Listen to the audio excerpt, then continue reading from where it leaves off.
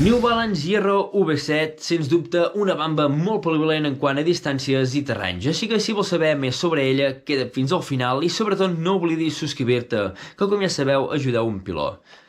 Doncs bueno, com ja us he dit, avui us vinc a parlar de les New Balance Hierro V7, per lo que he pogut provar una meravella de bamba. Llavors, en la sola hi trobem el Vibrant Mega Grip, que és un tipus de compost que ja trobem en moltes altres marques, que ens donarà molt bona tracció en qualsevol tipus de terreny. I llavors també acoplo uns tacos de 4,5 mil·límetres i bastant separats que en terrenys enfangats també ens donarà una molt bona tracció. I això també, aquest tipus de taco, també ens donarà molt bona tracció en terreno tècnic.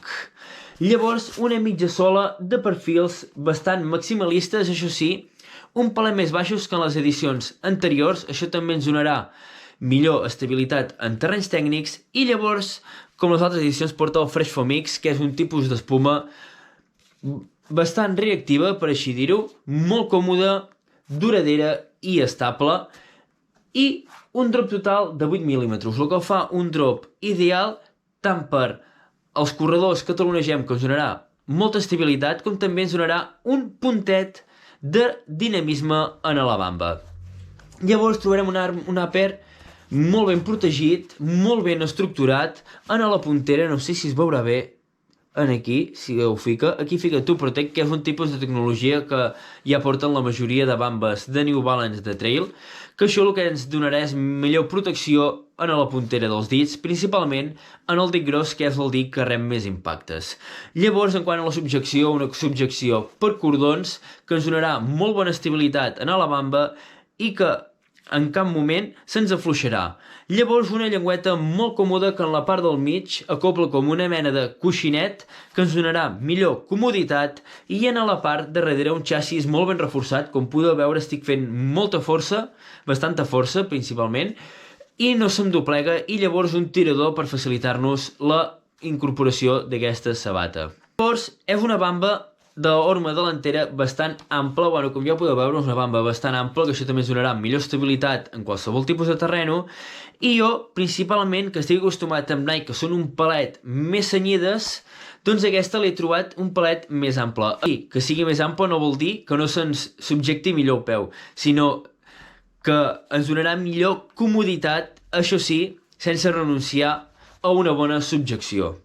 Llavors és una bamba ideal per gent que portem plantilles de podòleg, i entrarà i sortirà perfectament i en cap moment se's mourà.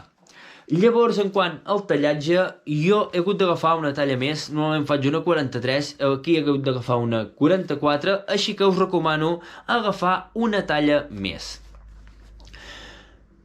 Llavors, en quant a corredors, és una sabata ideal per qualsevol tipus de corredor, ja des del més lleuger com el més pesat, ja que té molt bona amortiguació, és molt estable i a part està molt ben protegida i estructurada. Llavors, en quant al preu, és una bamba que té un preu de venda d'uns 160 euros, però si busqueu per internet les trobareu tirades de preu. Jo, per exemple, aquestes les he trobat per 100 euros, així que si dediqueu una estona, com sempre us dic, buscar per internet, trobareu bastantes ofertes, i també he vist que estan per 95, o sigui, tiradíssim de preu en comparació al seu preu original. Així que és una bamba que qualitat-preu val molt i molt la pena. Així que, en resum, sens dubte, una molt bona bamba, molt polivalent en quant a corredors, distàncies i terrenys. Així que, si busques una bamba estable, qualitat-preu que estigui bé, i vaja, una bamba per tot, ja sigui per competir com per entrenar, aquesta és la teva bamba. Així que, dit això, aquí us deixo, us recordo que a baix a la descripció tindreu les meves xarxes socials. Si t'ha agradat, dona-li like, no oblidis subscriure-te, que com ja sabeu ajuda un piló. I ara sí, fins la pròxima.